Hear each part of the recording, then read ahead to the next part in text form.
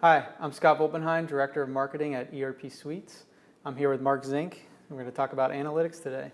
Thanks, Scott. Look forward to the conversation. All right, so let's talk about how JD Edwards users can use this analytics package for sales and marketing. What you traditionally will see is D365 or Salesforce or HubSpot or some kind of CRM solution out there that's kind of independent of the ERP package. Okay, and so they kind of have their own little isolated worlds that they operate under. So in the sales and marketing area, I see this as our ability to introduce our data to your world. Yeah. Your ability then to take what you know about the customer and about the marketplace, and then being able to discern what are we producing or what are we queuing up for, even for manufacturing and in anticipation of demand. So I actually see it as the sales and marketing folks get a platform now, rather than we as traditional ERP folks. We're kind of a data contributor for once, or at least we're not the primary system of instinct, if you will, or intuition. So I kind of loosely got there. I can see sales and marketing really benefiting tremendously from sales forecasting, right?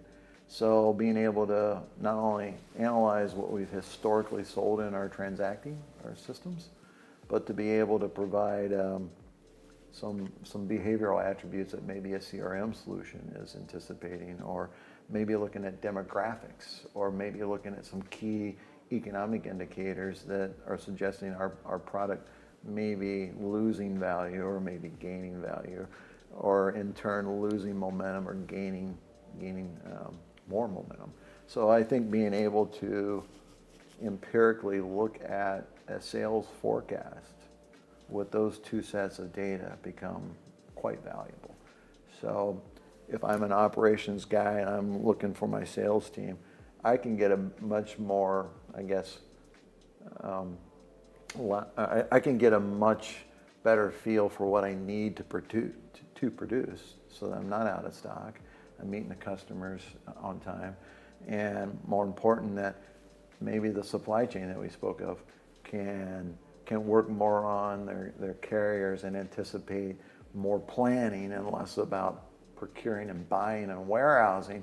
They can be doing more planning in anticipation of additional or better sales forecast, right? So I think the other element is customer segmentation.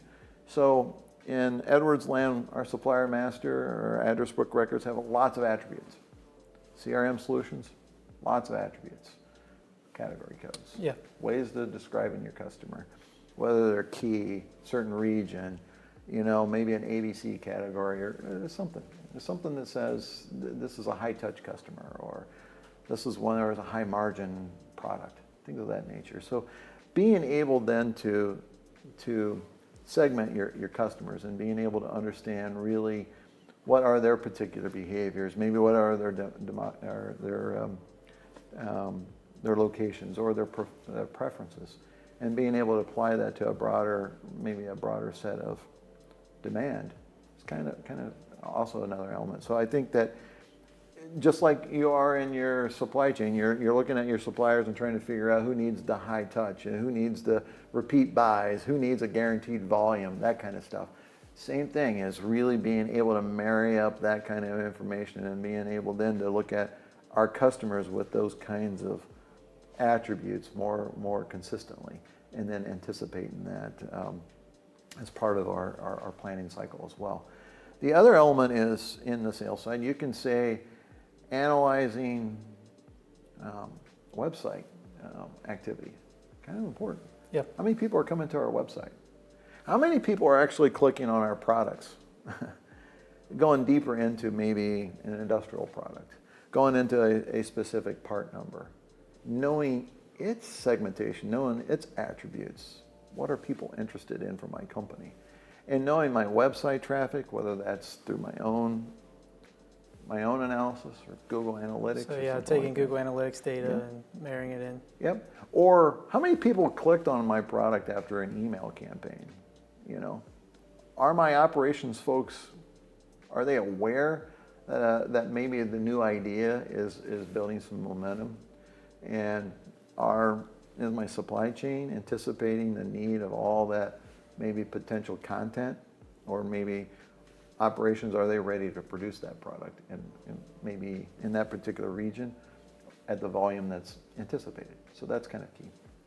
So I see that as more of how effective are my campaigns, maybe even social media transactions.